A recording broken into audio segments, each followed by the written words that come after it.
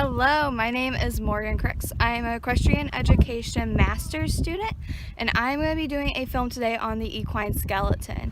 Behind me is my horse, Lady. She is a purebred Russian Arabian. I've had her for quite a few years now, and she is going to be our model.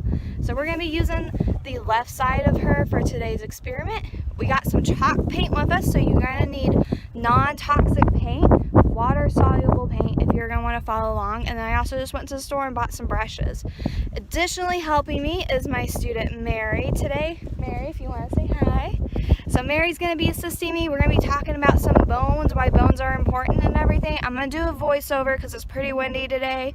So we're going to be talking about like the 5 different types of bones. So you got your long bones, your short bones, your regular sesamoid, and your flat bones. So we're going to be talking about those. We're going to be talking about how your bones protect you. And then we're going to do some film riding of the horse and seeing how the bones move and everything else. So enjoy. So to begin today's experiment, we're using that water-soluble paint. I use the Brain Waveries. I really like it. I would highly recommend it. And then we're actually going to begin the experiment drawing directly onto the horse. I would advise you wash the horse off just to make it a little bit smoother.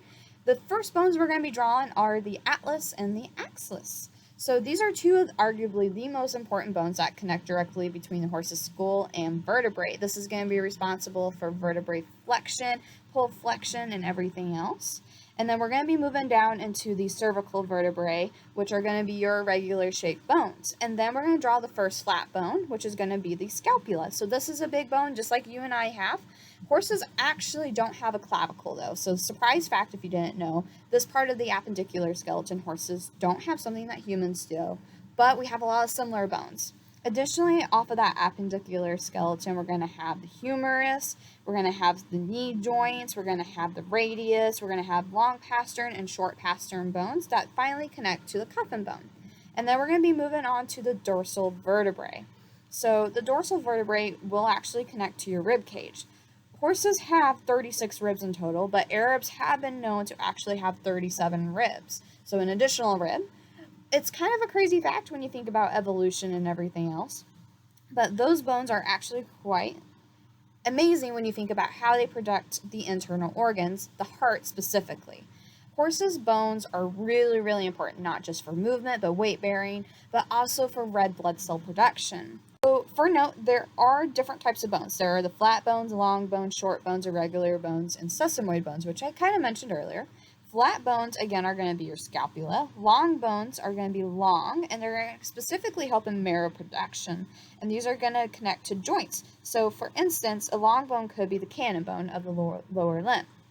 There are short bones. These are going to be like carpal bones, for instance, and then your irregular bones. As previously mentioned, these are going to be your vertebrae. And then we have the sesamoid bones, and these are responsible for connecting things such as the navicular bone and the deep digital flexor tendon.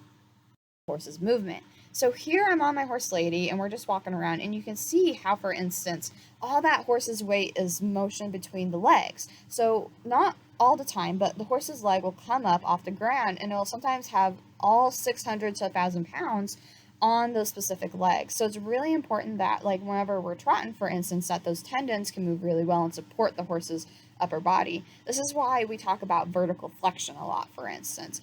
You will notice that I am riding bareback, but if you had a saddle on, for instance, you would notice that the horse doesn't have like a clavicle like we do. Those shoulder bones actually directly rub against the saddle, and that is why it is so important that we have a well-fitting saddle on our horse, that we have enough padding on our horse and everything else. The connection with the poll is also really, really important. So the actual flexion of the horse's head up and down, for instance, it can really cause damage if you have a horse that's in a really tight frame.